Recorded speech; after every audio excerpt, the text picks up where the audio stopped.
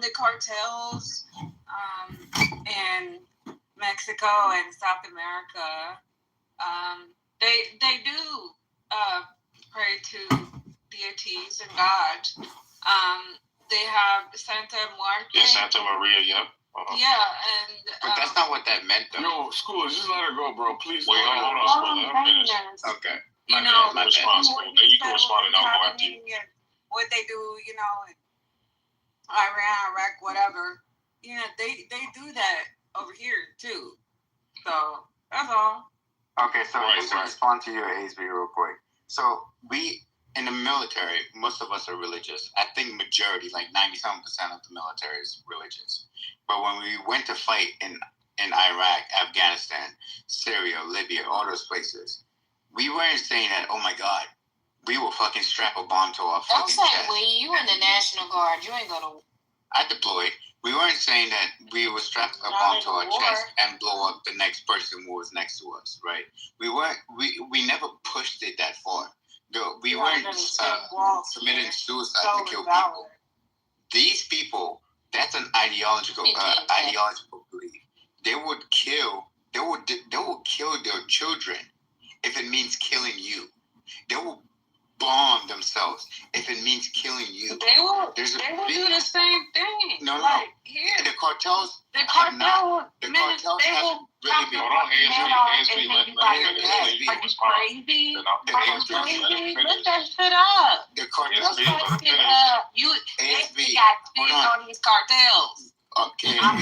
The cartels will use someone else to kill you, but they wouldn't do it themselves. There's a big difference. No, ASB, it hasn't been shown as a large number. We don't have cartels on fucking terrorist watch lists like we do these extremists who will fucking Islamic.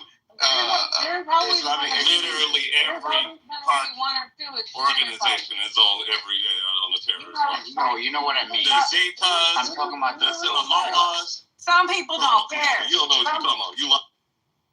Some people don't care. Well, go ahead. Because they're loyal. Yeah.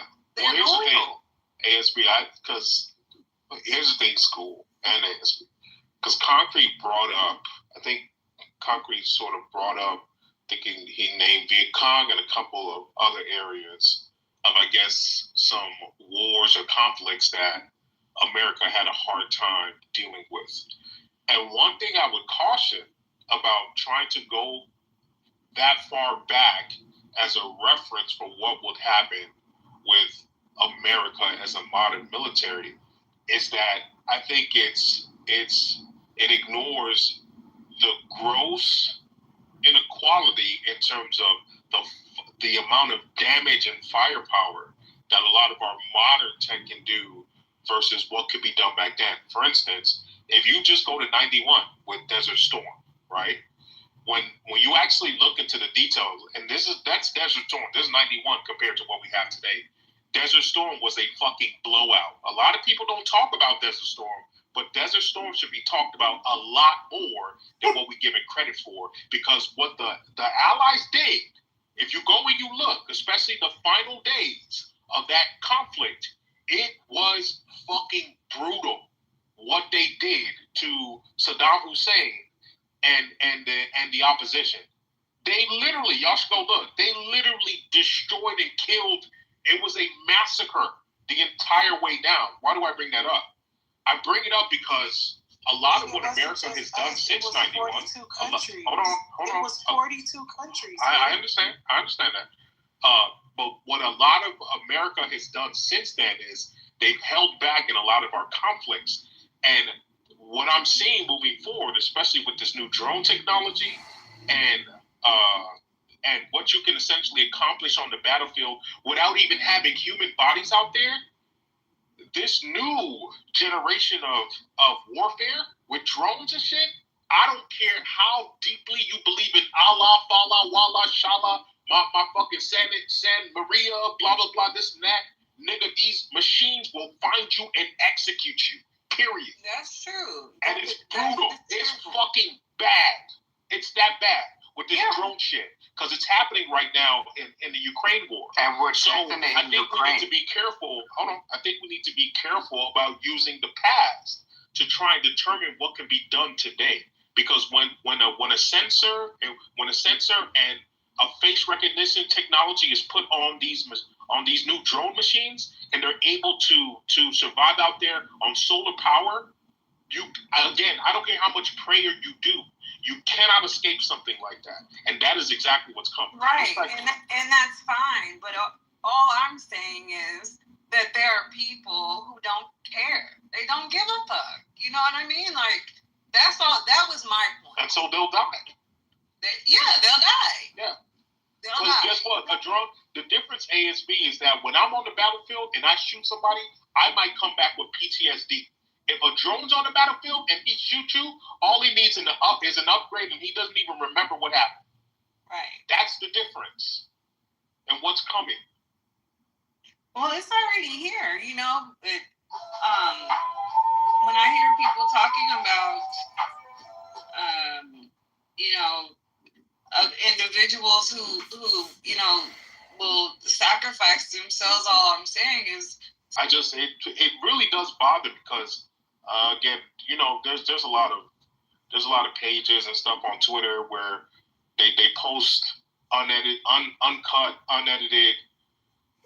footage of these drones and they're killing. It's bad, man, and it makes me think, whoa, like, is this the future where I can just basically sit in the basement and just pre-program a drone to do all my killings? I don't even need to go out there and get any psychological damage. I can sit back and basically, is that the future? Is that what's coming? Because that's what it looks like. I think so. I really do. Yeah. Are we done with school's horrible argument? Please. Yeah, I would. He's trying to get an ideological dub. Concrete, my argument is the only one that makes sense. You guys don't know the firepower of the United States. We don't care. I'm sorry. No, see, I do. King's. I'm gonna find somebody. I think do. Concrete has a point that That's lie. like you're maybe over romanticizing just what. I'm not. That's why I'm so pro Second Amendment. Y'all don't get it. Oh my gosh. Why? No, you The don't US get it. is scary. I opened it up. Bro, the U.S. is scary, but the unknowns are scary too. Great point, bro. The unknown. That's what you don't consider in this whole fucking conversation, that there are some fucking unknowns out there, that shit that ain't on paper. Kendall, They ain't not just on- unknowns, but they're not Okay, talking. They're not talking about an unknown for 6,000 miles away in Kuwait somewhere. An unknown that's right across your border, a stone throws away. That's There is what they nothing also the US keep on government fucking doesn't know. ignoring. Now, Whether they King's, choose hold to act on. on it or King's not. example. Schools Do you know? Hold on. Let me test them out. Here go a field test, right for him. Okay. Do you know the name of El Chapo's right hand man without even Google? No, I don't know. No. Oh, easy. That's an unknown. That's not an unknown. You know what I'm You can saying? Google it. Yes, it is. Yes, I can Google it. Look. That was Okay, quick. and then we can keep going down the line. Do y'all know, like, any of his friends and stuff like that associates their name? We could keep stringing until your ass run into a fucking wall. So that's exactly what, like, if you talk to anybody that been around the FBI or did any kind of work like this, which I'm pretty sure you never did this kind of work, because you wouldn't be saying this shit, right? I'm saying it because That's cute. I know. Kendall, you know what we can do? Just slam dunk in his ass. Hold on, Kendall, hold on, school, let me just say this quick. Kendall, you know what we can do? El Chapo and his son at 80. Yeah, but he's trying to make sure it. Kendall, you know what we can do? Hold on, let me just try this real quick. We can find a military expert who is probably like a professor who teaches on the subject, tactics, so on and so forth. And we could pose a question, like email that professor and say, Professor, with all of America's capability,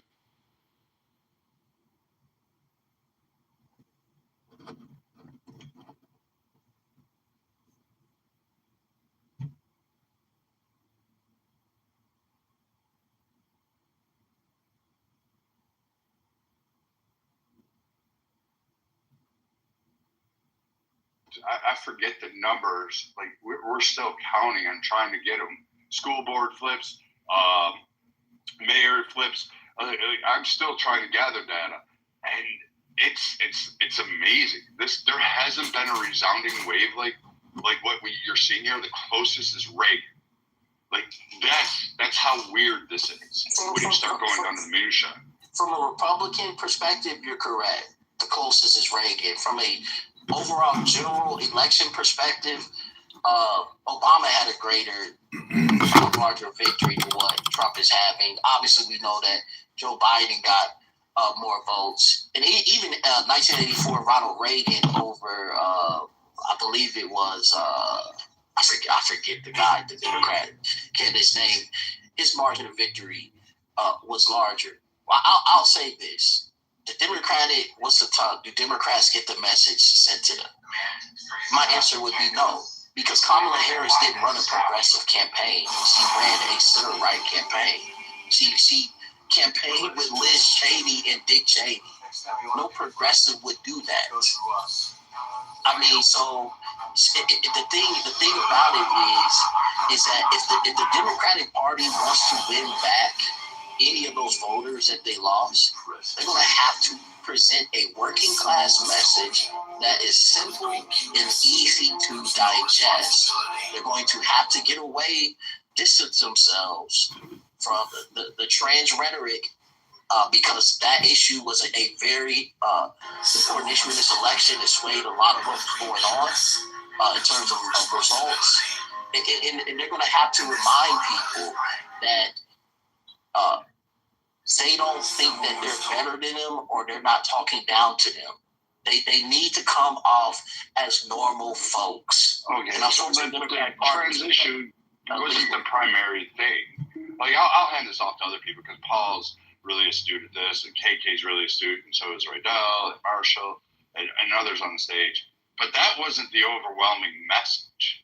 That like trans issue wasn't the number one thing for Republicans or for the people that voted for Trump. The number one issue was, what the fuck are you telling me the economy is great? It's not. I'm struggling. I'm drowning. I have all my shit on credit. I'm upside down on my car loan for the first time in forever. Majority of Americans are upside down on their car loans. That's a huge concern. The Big Mac index showing that it is now officially cheaper to eat at home than it is to go through a drive-through at whatever burger place you want to call it and get a Happy Meal. That's a concern. And nobody listened to what these people were. That's their first concern. Foreign entanglements and wars and continuous funding, and then turning around giving $750 and saying, oh, this is just a start, but then adding restrictions and all these loopholes that these people have to go through for hurricane and fire victims. That's another issue. There was a plethora of concerns before you even got to the trans. And if that's what you're focused on from Republicans, it is a concern of theirs. It is a concern that they do not want pushed. And a vast majority of Americans don't want it.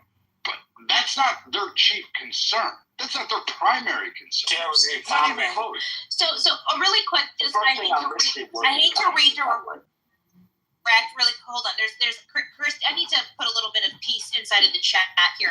So we have this. Oh, hold on. I got a red bar. Hold on. Can you guys hear me? Am I okay? Yeah, we can hear you. Go ahead. Yes, ma'am. I can hear you.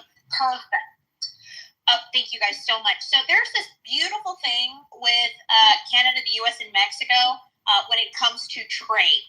Okay, and I actually looked it up myself. So when it comes to China, we can talk about that. But let's start because we're talking about avocados. We're talking about lumber.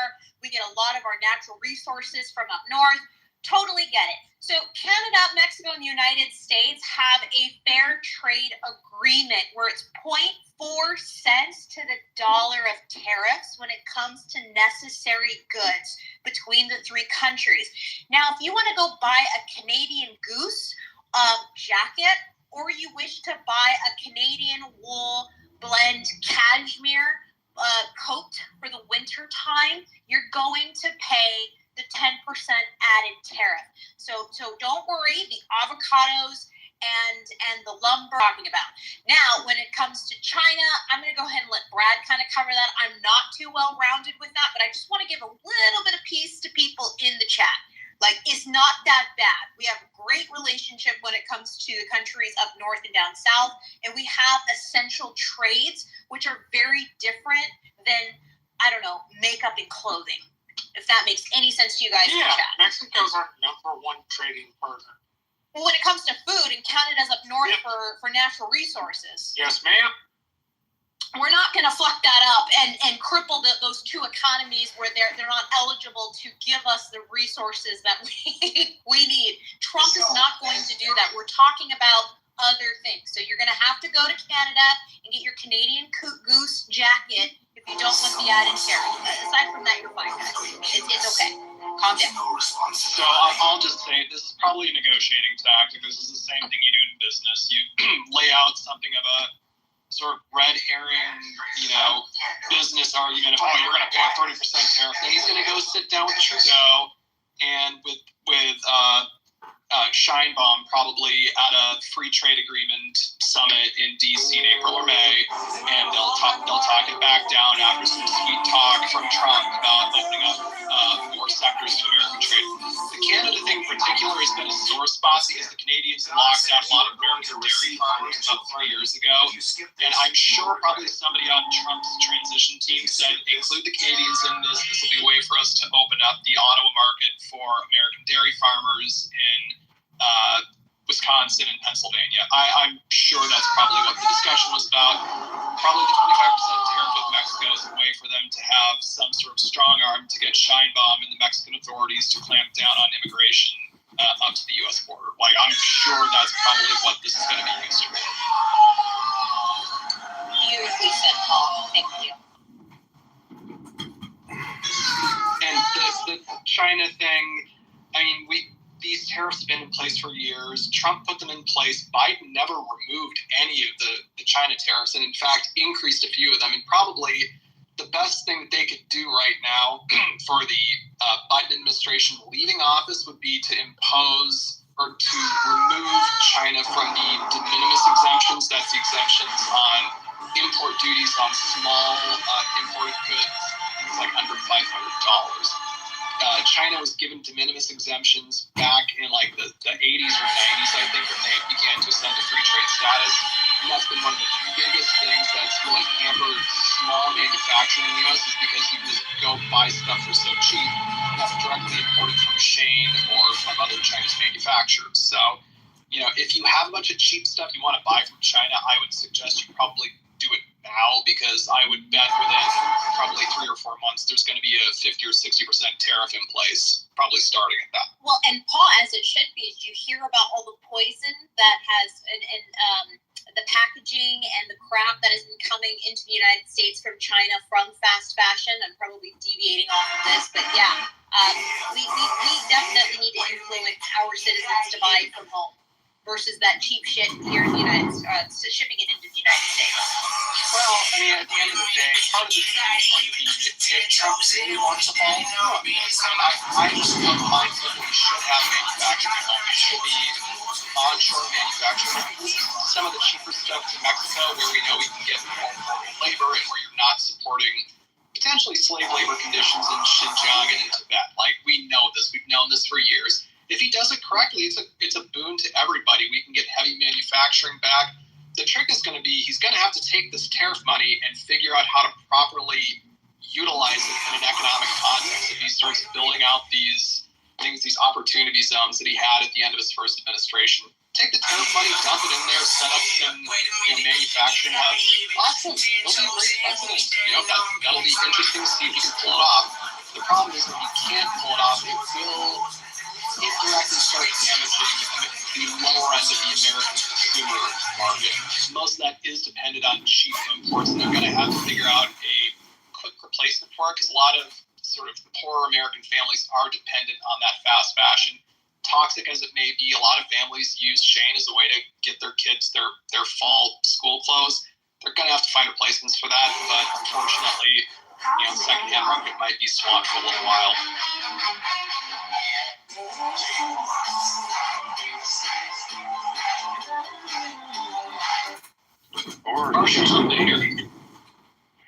hey, we need the cheap crap. I'm just saying, hi, Greg. I'll be back. Friends cheap crap from Sean and you brothers. Friends is more. I don't know who's more you or him, so I'm just throwing that out. Tag team, right?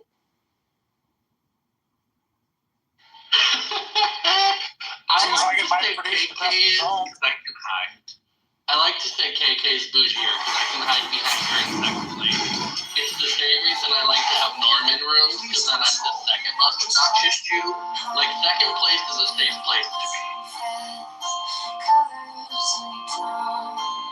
I think it's fun.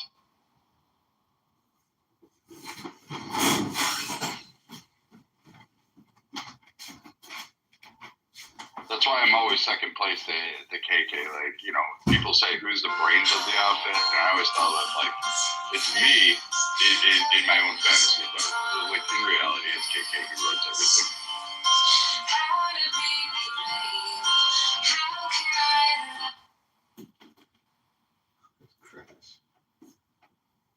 Rooms where people are very, very brief in what they say, and there's no interruption. For the most part. But Brian, what are you thinking about this? Do you think Ben's got the message? Do you think a lot of people got messages? Republicans, political elite class, all of them? No. They should. It's a very clear message, but it's not the message that they heard. The one that was transmitted that the population hears is not the one they heard, right? The reality of this election, in very, very simple terms, is that moderates stepped one step to the right, and that's whether you're talking 1990s DNC union voters, like the Teamsters Union that went almost 70% for Donald Trump, or you're talking about moderate Republicans like Marshall or I, holding our nose and voting for the administration. I mean, Trump should not have won Arizona. He should not have won Nevada. He should not have won Michigan. The fact that he did very clearly shows that there were blocks of people sick of the Democratic social warrior bullshit. And, you know, some of us are old enough to remember that the 1992-1996 DNC was a union DNC. They weren't social justice warriors. They weren't worried about the isms. They weren't worried about everybody's fucking feelings. And that held on to the middle of the political wave. They have abandoned that for 30 years. And they're chasing that progressive wing. I mean, look at when Kamala Harris chose Walz over Shapiro. She shot any chance she had in hell in the ball sack and then just went running with it. Because with Shapiro, she would have had a better chance. I still think she would have lost. But instead, she hitched her wagon to the progressive crazies. And unless you're in super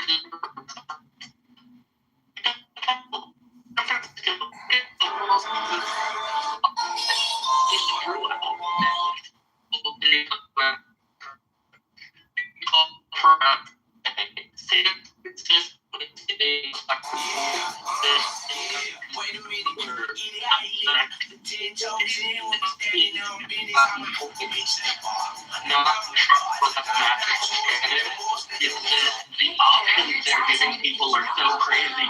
Moderates are just going to step to the right. In response to that, if Trump died 2 years ago and Vance was the nominee for president, do you think Vance would have done much better than Trump? In this past election? No, I don't think Vance would have. No universe where if Trump had died 2 years ago, Vance would have been the nominee. Like that. I mean, that's also the thing. Vance is vice president because Trump wants him to be vice president. Vance is not vice president because he had some giant political wing behind him or giant supporting base. Like, Vance is the guy in the crowd Trump grabbed and said, yeah, you'll do, and everybody behind Trump got behind him. J.D. Vance does not have a giant loyal support beyond the seat he managed to slide into. And I say this as somebody who likes him. I've known the man for many, many years, and I'm very good friends with his wife. But it would not have been Vance, right? We can look in today and go, oh, this is the guy who's going to be VP.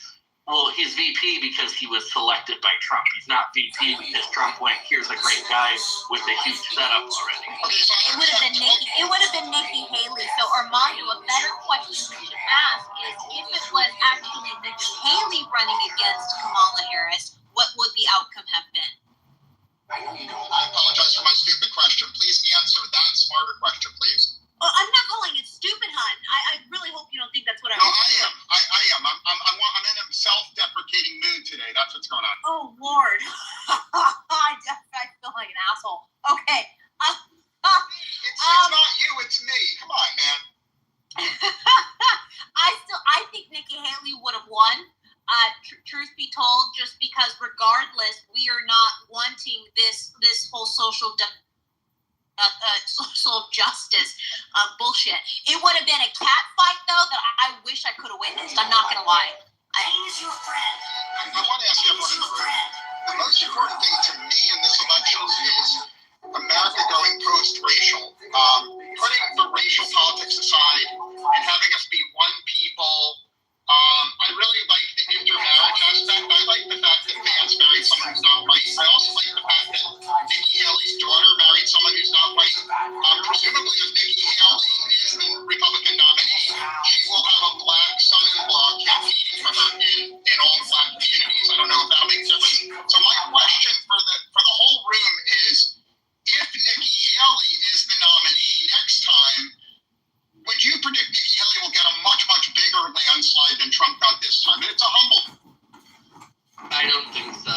I think that what you run into is that Donald Trump was able to do this election what he did in 2016, where he got the moderate independents and the moderate Republicans to jump on board with him.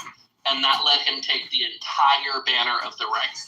I'm not so sure Nikki Haley would have been able to pick up that Trump far-right banner or that Freedom Caucus, and that they wouldn't have just stayed home and said, hey, we're not really stoked about her.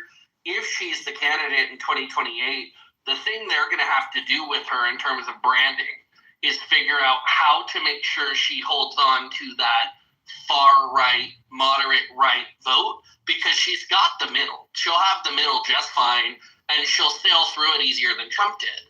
Her issue is going to be, can she turn out that moderate and far-right vote if the Democrats do a better job of turning out their own base? Because Kamala Harris simply didn't turn out their own base, which was helpful. And then the entire right of the spectrum was willing to come out and vote for Trump this time. I'm not convinced with today's politics that you would get Trumpers and Freedom Caucus folks excited about a Nikki Haley ticket unless she picks a VP that sits further to the right of her, and then maybe you do. But she's going to need to pull that same magic trick that Trump managed to pull out of his ass of getting everyone from your moderate independent to your Trumper in line. And that's not an easy thing to do. Is there any person to also get the Cheney wing of the Republican Party and the moderates? Is there such a... No, they're like after Trump. No, I don't. Maybe I'm missing somebody. Brent Marshall, KK, and Paul. I'm trying to think in my head.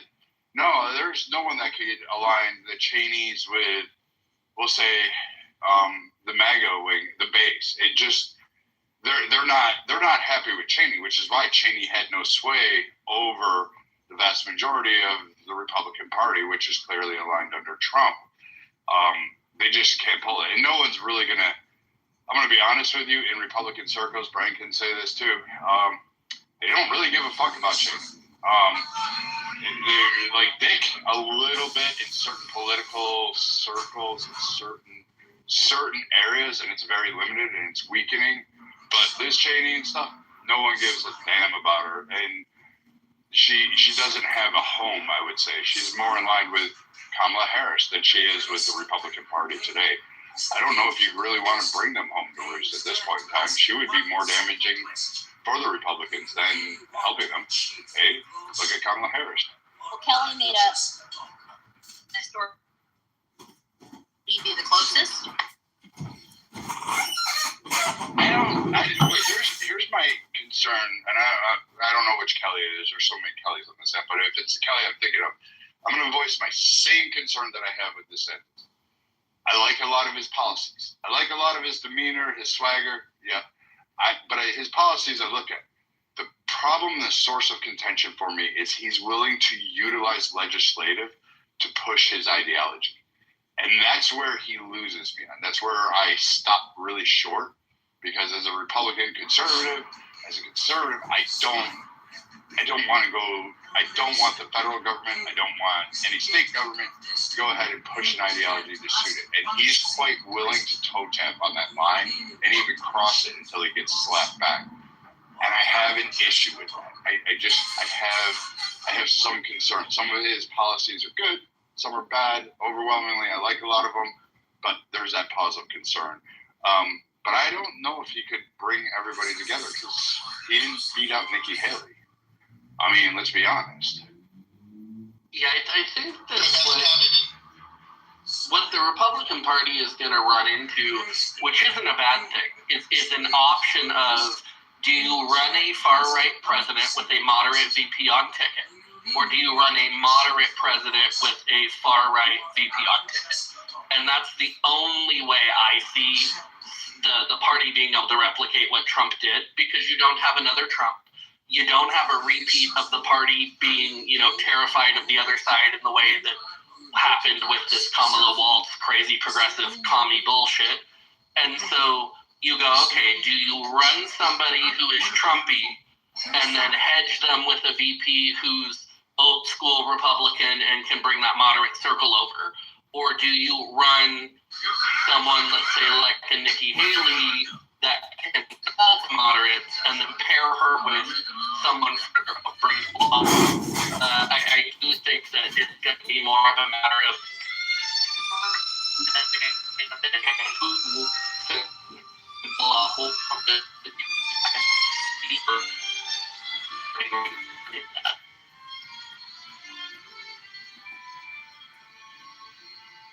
difference by having both, and having the candidates say, we consider ourselves to be equals, think of us as co-presidents, and they're trying to be clever about elevating the vice president to a very important role in order to compromise.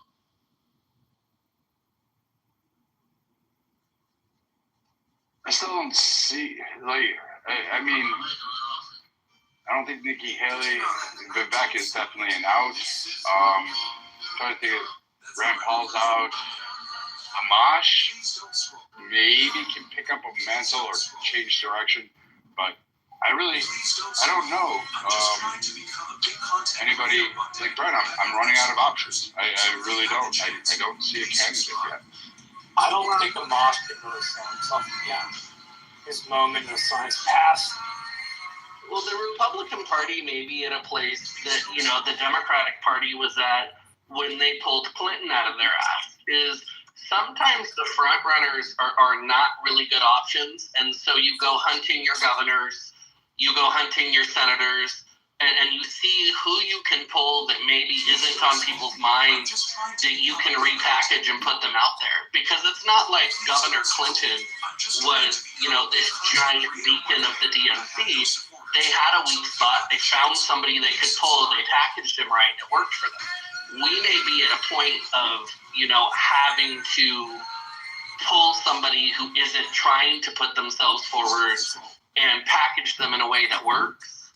And so I wouldn't be shocked if we don't see names around 2027 start to be floated that haven't been floated already.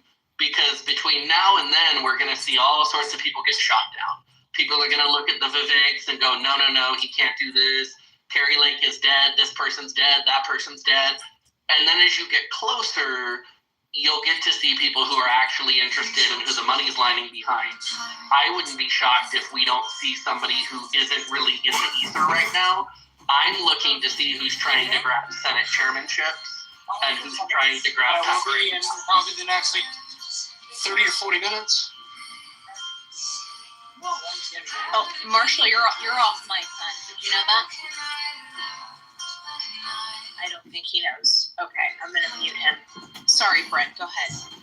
No, I was just saying, I I'm paying attention to who looks like they're grabbing at the power reins in the Senate and in the House, which governors are starting to position themselves. Sarah Huckabee Sanders is lining herself up with money, heavy money, outside of what you would think someone would need for a governorship. Now, I don't think it's because she wants to run. I think it's because she's going to line up that far right of the South and those donors behind somebody in kind of her little bubble. And that's what I think in 2028 is we're going to see somebody come out who has it. Nikki Haley's definitely going to run. There's no reason why she wouldn't. But I think that leaning into this, it's DeSantis, it's Haley, it's the people who currently were relevant, we're going to have 4 solid years of Republicans, taking shots at policies and taking shots at things, at least the next 2 with the House and the Senate and Trump. And so that gives the opportunity for quieter, lesser-named figures to get their 15 minutes, to put their name out. And you're seeing this with the moderate Senate wing, that there's senators who haven't wanted chairmanships ever that are chomping at the bit and trying to grab space. There's congressmen who were irrelevant a cycle ago that are trying to get themselves up next to Speaker Johnson. Like, there's a lot of maneuvering with the understanding that when Trump fades out and leaves, that's an open door for whichever part of the party is able to power through, as long as they can hold on to the broader vote. So, Brent, AOC, from the Democratic side, I have to say, did you see AOC? I was kind of intrigued with how much of a power position they were trying to push her. So it seems like on both sides, you're probably 100% correct. So, Vance says, can Vance spend half his time for the next 4 years kind of flying around the country and campaigning? Like, my sense is that, I'm not an expert, my sense is that being vice president takes up almost no time. So that he almost has 4 years to travel the country, building alliances, and kind of campaigning while everyone else has a real... So here's kind of my take on this. As somebody who's standing on the outside of the Republican Party, who's standing on the outside of the Democratic Party, as a registered independent, I vote both sides of the ticket pretty regularly.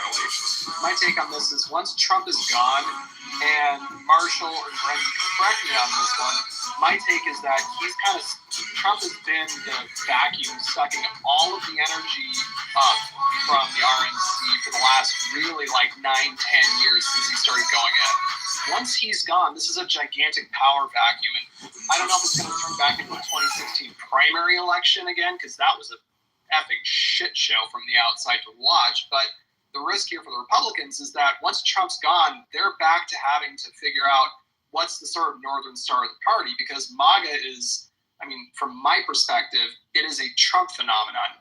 MAGA is really hard to translate to non-Trump candidates, and this election kind of broke that mold. But in the 22 midterms and in the 18 midterms, the MAGA candidates didn't do as well down ticket. When Trump's on the ticket, they do really well. When he's not on the ticket, it's really hard to get people to turn out at the same volume and at the same numbers. So I think the Republican Party is going to have a leadership crisis once Trump's gone, especially in 27 when he's lame duck and they're all lining up to run for the presidential primary.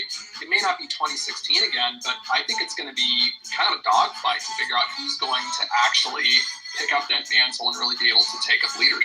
So this is why I say look at the money, right? And the reason why I say look at the money is Sarah Huckabee Sanders, Josh Hawley, Tom Cotton, that entire ilk have the same donors, they have the same backers, they have the same lobbyist teams, they have the same pairings.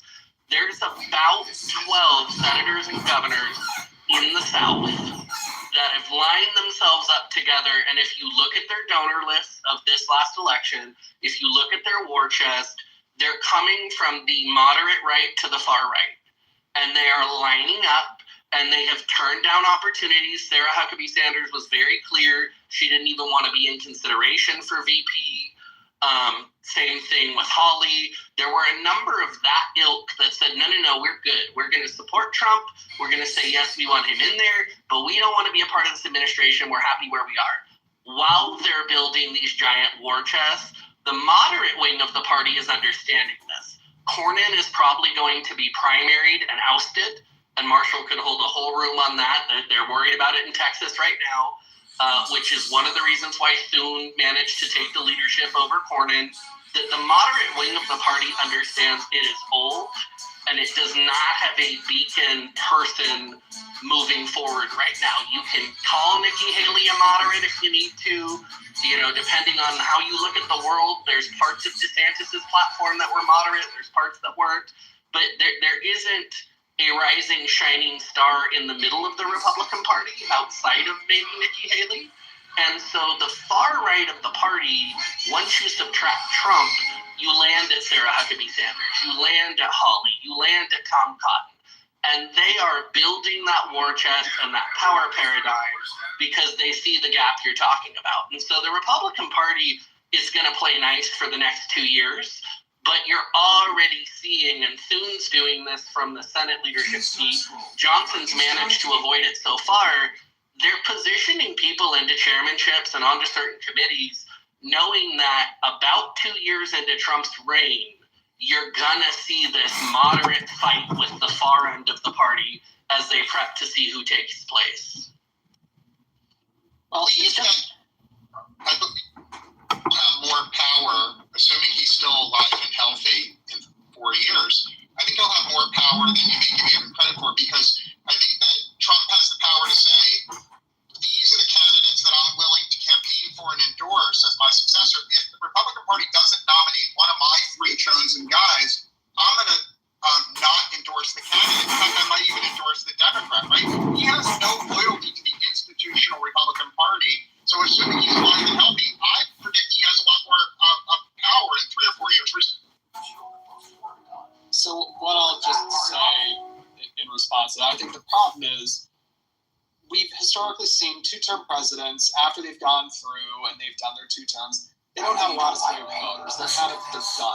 And Trump, maybe he'll have a little more pull with his voters in 28, but the problem is going to be he has absolutely no cards to play. In this last race in 24, he had all the cards to play. He had the voters, he had the financial backers, he had all the sort of momentum to carry him through the primary, because everybody knew he could serve another term. There's absolutely nothing left for him in 2020.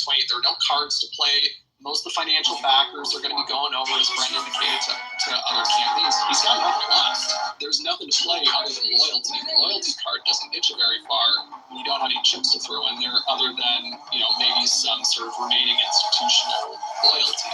That's it. So, and this is the same thing that's going to happen with the Democratic Party as well. We saw that after Obama left office in 2016, he didn't have a lot of sway with the Democratic nominating movements in 2020. He was kind of in the background and did a little bit, but by and large, the Democratic primary campaigns in 2020 didn't really get access to Barack Obama very, very much, and his political capital was only played in very certain circumstances. In the general election in 2020, he went out in Philadelphia, he went out in Chicago, he went out to a couple of the swing states and did those campaign events with Biden. But they didn't use him very often. They did because he doesn't have a lot of political sway left. Because once you leave office, the mantle of the presidency doesn't really transfer into that post-presidency life. It just doesn't work. Voters have no loyalty to the Republican Party. Many Trump voters don't even like the Republican Party. So I see a scenario where Trump simply meets with all the leaders of the party and says, look, or else I will say the Republican nominee is a swamp. Like, if you nominate XYZ person who I hate, I will actively say they are a member of the swamp, and I will encourage everyone in the MAGA movement to vote Democrat. Now, you may think that's far-fetched, but Trump has never, ever shown loyalty to the institutions of the Republican Party. He doesn't even consider himself a Republican. So I think the Republican Party will have to continue to kiss his ring with the next nominee, but I want to hear from other. No, he doesn't control enough the county infrastructure to make that possible. He has excited people, but the folks who you need to do that on a political level, he doesn't possess. Like Brent was exactly right. His getting elected was moderates come to save us, right? And so he does not have that kind of state, local party control. It just doesn't exist. The other piece of that, Marshall, is that he doesn't need it, right? Like, we've placed all this importance on Trump because he is the former president. He's the soon-to-be president. And, he's been relevant. His relevance is going to wane. And it's not going to really matter because if you look at where these war chests are being built and you look at what's happening, there will be a strong candidate that comes out of that Cotton, Hawley, Huckabee Sanders wing, whether it's one of them or it's somebody they put forward. That person is naturally going to get the Trump support. That person is naturally going to appeal to the Trump voters. Those people have kept themselves in the right wings to where Trump has no reason to derail them. He has no reason to attack them. Even if he does, most of the voter base likes what they do because they sit on the same part of the fence with him 99% of the time. So if you're one of those people, you don't need to win that. If you're Nikki Haley, it's a concern that Trump comes out and fucks with you during a primary. If there's a tight primary and you're in trouble. However, with that said, he won this election because of two groups. First-time voters who came out, and a lot of them were first-time male voters who were MAGA Freedom Caucus, if you looked at where they landed, and then moderates. Moderates holding their nose in Nevada. Moderates holding their nose in Arizona. Moderates holding their nose in Michigan. If you put a moderate candidate up, they don't have to hold their nose. They can happily vote for it. And so it's very likely that we see a Republican primary where you have someone like Nikki Haley who appeals to the moderates.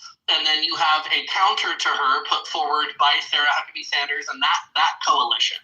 And then the party has to decide, do we want to sit further to the right or do we want to sit further to the middle? Where are you going to gain people, right? And you will atrophy some of that far right who feel like we're losing the type of candidate they want, in the way that in 2020 we lost some of the moderate wing that felt like they were losing the party that they're a part of. But in a primary, they're going to move to the center. People like Sarah Huckabee Sanders are going to run less extreme than Trump did, more polite than Trump did. They're going to show up in a different way because they're not Donald Trump. And Nikki Haley, or a moderate, is going to have to step to the middle. And so the Republican Party is very likely just going to be making that decision of, would we rather be led from the center left of our own party or from the center right of our own party? I don't think it becomes this Trump picks an heir apparent. I just don't see it, because what you see on the far right of the party is they're already prepping to do without him. Like I said, you see these governors and these senators, they've taken his donors from him.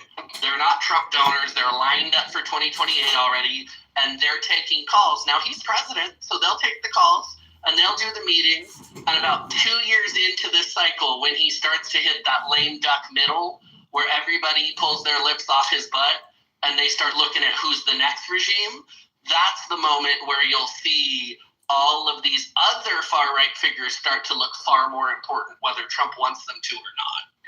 Well, and so Kelly had a point in the chat, and it's one that I want to bring up here.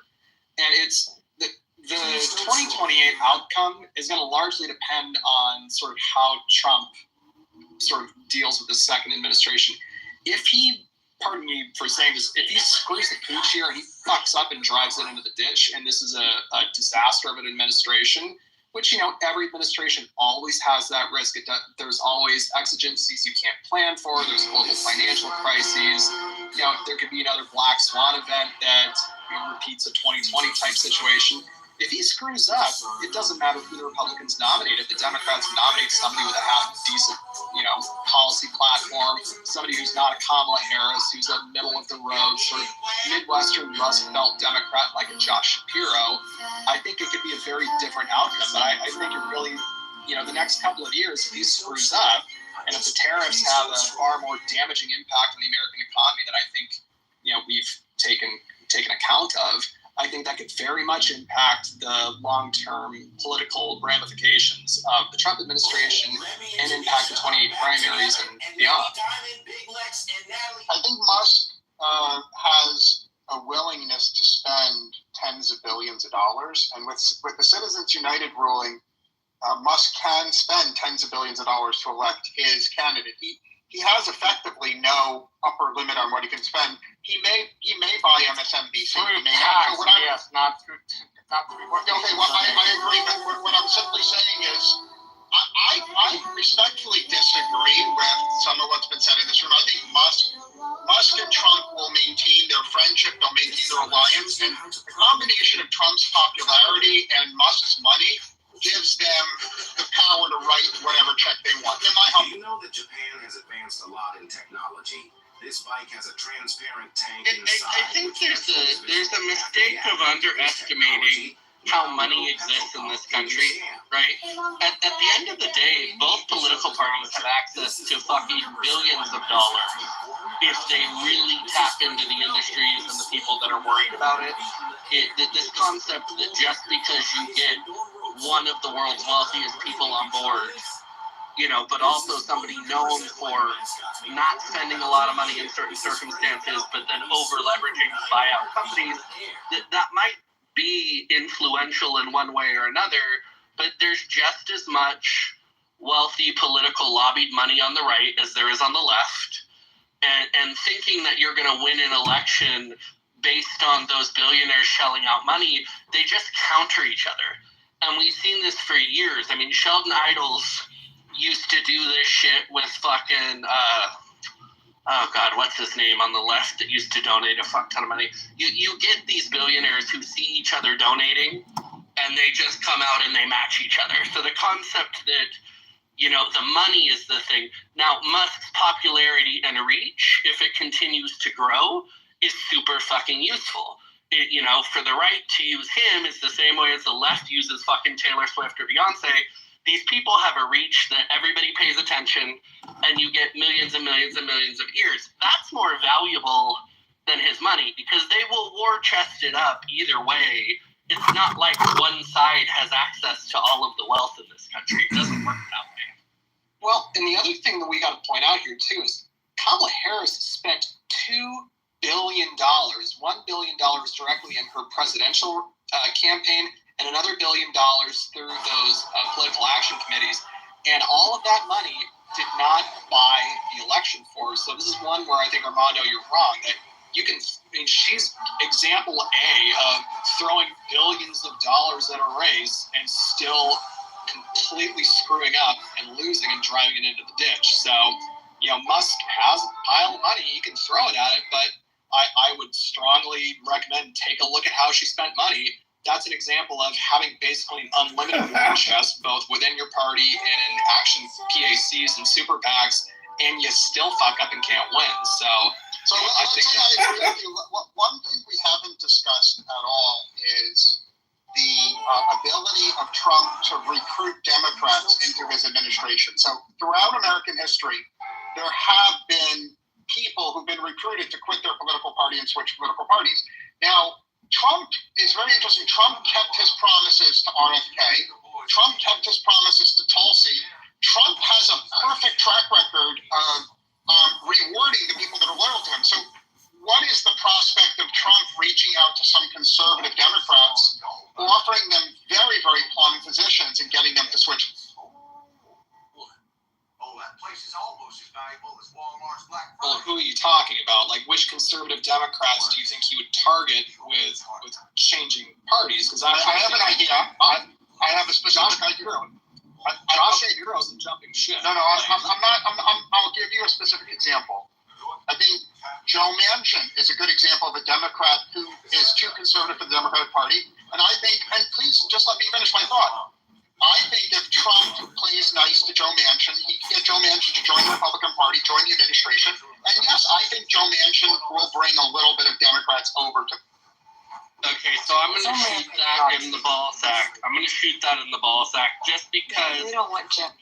The thing about, aside from people not wanting him, the thing about Joe Manchin is Joe Manchin was a John McCain Republican wrapped up as a Democrat his entire career. The reality is the man sat on the center of the fence between the two parties. He was from the right state with the right population, and it worked. So you could maybe count on Manchin to bring you his own state, but as far as national impact, if you needed more than his home state, Manchin's not bringing it to you because he doesn't have wide Democratic appeal. He doesn't have wide Republican appeal. The man sat, now that he's, retiring, sat in a very unique position where he couldn't be ousted because his home state loves him. In the same way Bernie Sanders sits there, in the same way Angus King sits there, in the same way that in the House you have people that are atrocious that you'll never get rid of, like Maxine Waters, because her district is fucking 81% her demographic.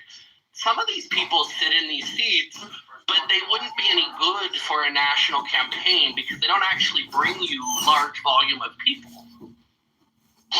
No, I mean, if the Republican Party needs Joe Manchin to get West Virginia, the Republican Party has bigger problems at that point other than getting Joe Manchin onto the ticket. Yeah, my thoughts, which I'll yield to the consensus of the room, my thought is that having Joe Manchin join the MAGA movement portrays it as a growing tent. It opens the door to some other Democrats switching their party affiliation. And yeah, my view, and you're welcome to criticize it, is having a successful Democrat like Manchin joining the MAGA movement does swing other people, swing other states.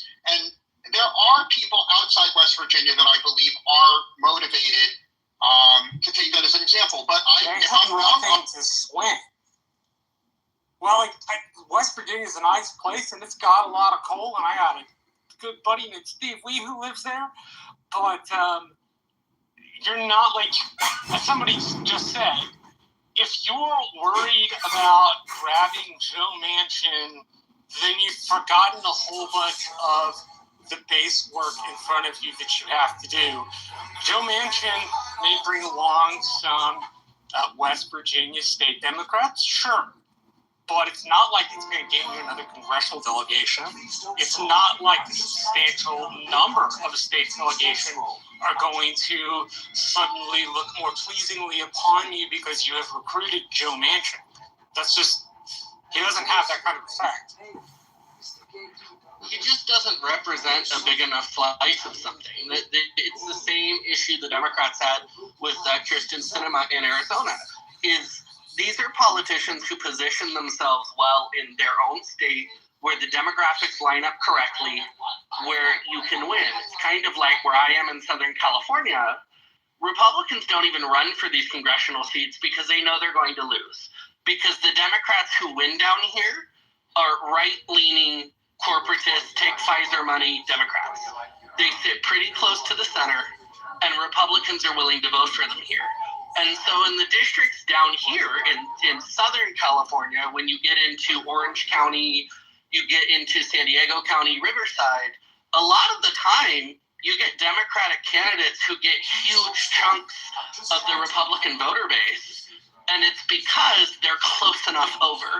It's a local reality of population that doesn't translate nationally. And so, the thought of, hey, you're going to take someone like Manchin and it's going to impress a lot of people. The Democrats just tried this with Cheney, right? They borrowed Liz Cheney over the line and thought that was going to borrow them Republican voters. And it got them absolutely nothing because she doesn't represent a large swath of people in ideology or political leaning. It's the same thing with Manchin. When you translate that nationally, these people don't bring a large coalition with them.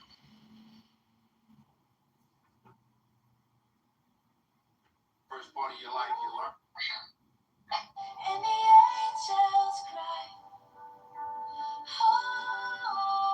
Good evening, Brad. Good evening, everybody. I'm trying to catch up. What are we talking about? Manchin. Give me the lowdown on it, real quick. Who the new faces, kind of addressing how after Trump, this whole election, Trump has kind of created a new division of Republicanism, so to speak. And so we're discussing what does the face of the Republican Party look like after Trump's presidency? Would it be in his best interest to play the card of, putting a woman the irony, beat 2 women just to put another woman into president under the Republican party would be hilarious. Nonetheless, who are the Democrats going to place? Are they going to go back to the 1990 centralism of being a democracy, or are they going to adhere and adopt the progressive sort of movement that's taken place? So we're kind of all over the place, and then talking about potential power leaders and upcoming leaders. So take your pick with what you'd like to contribute in.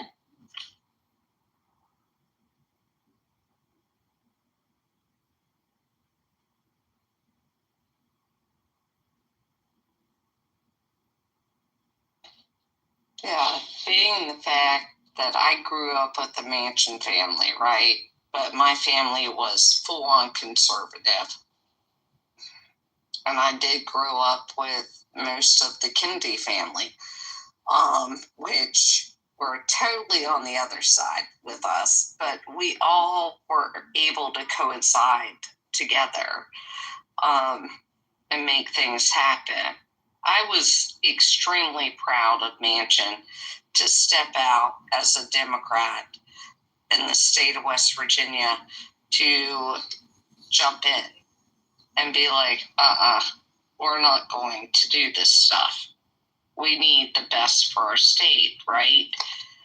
And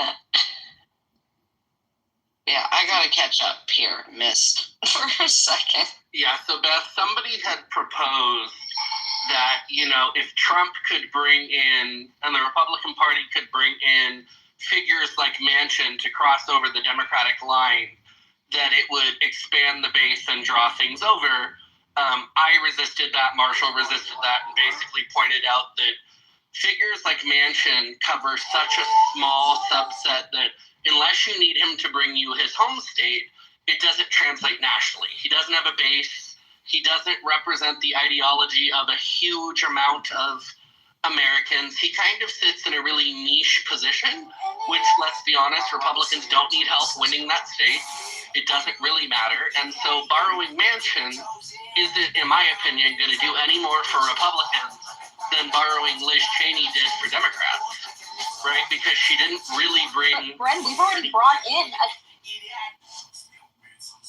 No, you're good. No, Mike, I've got bad service. I thought you had cut off. Please finish.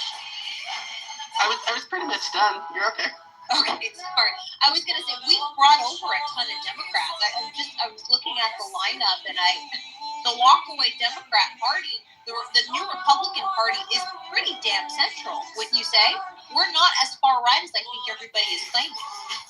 Well, what's gonna be interesting, and as a long-term Republican, I really hope this balances well, and we take the win of Trump in a positive light and don't do what we historically do, where the left center of our party fights the right center of our party, and eventually you end up with, the option between far right or centrist, and then we're screwed. I hope that the party looks at what was done under Trump and goes, okay, we're better off to lead from the center. Now, that doesn't mean you forget your moderates on the one side or your MAGA Freedom Caucus on the other. But if we allow 2 years in it to turn into, Sarah Huckabee Sanders taking swings at Nikki Haley and the party splits itself, then we're ripe to get fucked in the next election. If we're smart enough to go, hey, Trump has brought a pretty broad coalition in, and thanks to Harris doing the worst with union voters that a Democrat has done in 100 years in terms of numbers, we have a lot of new people. We have a lot of walkaway Democrats that are in the party now. Now, with that said, you have to figure out as a party. Hey, y'all. I'm in jail right now. I got a lock in at 9. Sorry, Brad. Go ahead, hon. Okay. You have to figure out how to keep the new people in on the left end of our spectrum and on the far right end of our spectrum, because you don't want the Trumpers to disappear. They're 20 to 25% of the voting base in the last election. You don't want them to take their ball and go home and leave the party without those votes. You also don't want to simply give away those conservative independents or moderate independent walk-away Dem votes. And so the party's pretty broad. I'm just a little, I'll say cautiously nervous that we have to figure out how to keep everybody in the coalition and happy and figure out how to do that well, which if the party does, the Democrats are fucked for the foreseeable future because they will lose a large chunk of that voter base in places where they need it. If those people stick with the Republican Party, it's basically just, can we hold on to those walkaway Dems, but not lose the far right of our own party while doing it?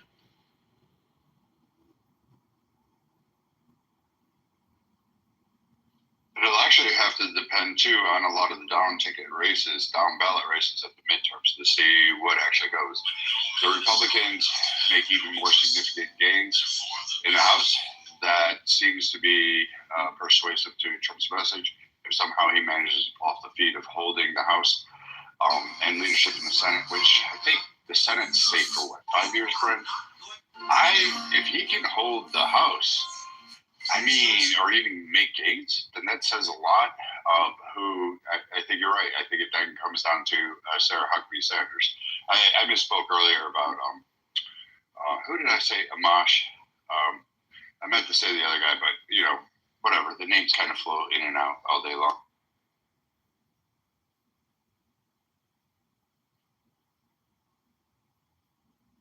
Yeah, we have a lot of opportunity in our party.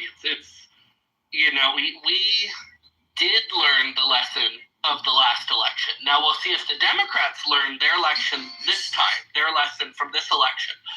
We learned ours, and Trump learned his, and you saw it a month and a half ago where he started to step back the bombastic energy, and he started to speak to policy, and you watched the moderate Republicans get in line behind him, and you watch those senators and governors start to push for him.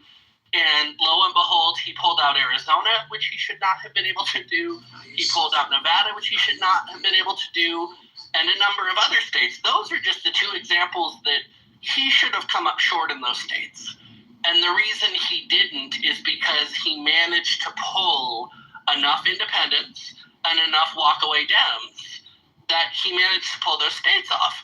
Now, if you look at what happened in those Senate races in Arizona and Nevada, Terry Lake didn't pull it off. The young man who ran in Nevada didn't pull it off. They were ousted by moderate Democrat candidates. And so it just shows you that in the Senate races of those states, people were willing to stick with their party. However, they walked the fuck away and came to our party for the big ticket item of the president because they did not want Walz and Harris. What that shows is we have an opportunity to appeal to people with common sense, people who want old school value, that are classic Republicans. There's no way our party should be doing as well as we did this cycle with unions. And I know I sound like a broken record, but it's an example of that's the bread and butter of the Democratic Party. And Trump took huge slices from them. And so if we can hold on to those slices, if we can hold on to union votes in states like Pennsylvania, Michigan, Ohio, Wisconsin, that keeps those states in play for us for the next 2 decades. Like that was a gift given to us by the Democrats fucking off the unions for 30 years. So if we can somehow keep that voter base, then we're in a much stronger position than we used. Much better.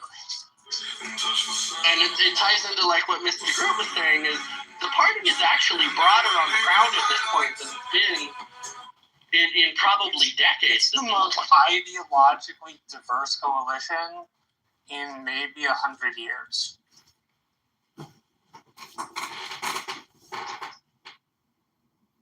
Yeah, I'm just not sold, and we will see. And I hope we've learned our lesson of past stupidity as a party. In 2 years, we'll see what we get done, and we'll see if the party starts to turn inside on itself. But if we're smart enough to not do that Civil War rip apart internally, then we get to sit back and watch and see if the Dems learned their lesson. So far, it doesn't look like it, because if you listen to the pundits and the experts, they have a million reasons for why they lost. And going too far left and pandering to the racial justice warriors is not something they really want to own as why they lost. And for me, that's wonderful because keep doing it. Keep doing it. Keep telling people they have to call grown men Tinkerbell. Keep making a priority people's feelings. And they're going to lose the entire center of the political spectrum and the old school union type Democrats who don't care who uses what bathroom, who don't care whose feelings are hurt, who don't want there to be a czar of human resources. So, I hope they don't learn a lesson. I just hope that we stick to the lesson we learned